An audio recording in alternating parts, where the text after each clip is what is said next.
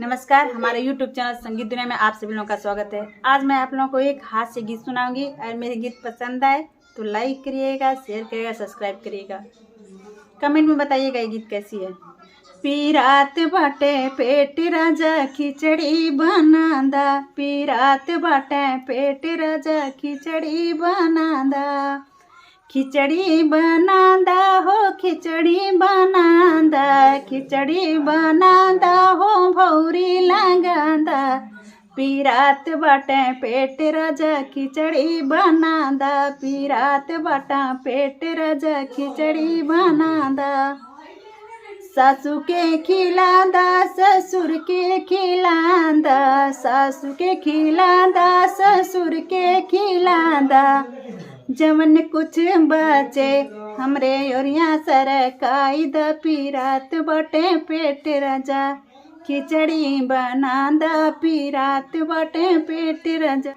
जेठ के खिलांदा जेठन के खिलांदा, जेठ के खिलांदा जेठन के खिलांदा, जवन कुछ बचे राजा हमरे ओरी सरकाई द, पीरात बटे पेट राजा खिचड़ी बनांदा, पीरात बटे पेट राजा खिचड़ी बनांदा, पीरात बटे पेट राजा।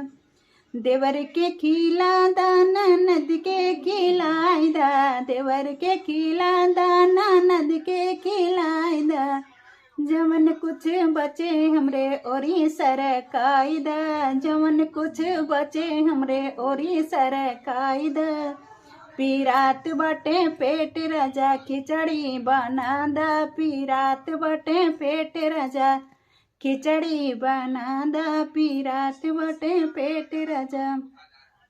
खिचड़ी बनांदा हो भौरी लगांदा, खिचड़ी बनांदा हो भौरी लगांदा, पीरात बटा पेट राजा खिचड़ी बनांदा, पीरात बटा पेट राजा खिचड़ी बनांदा।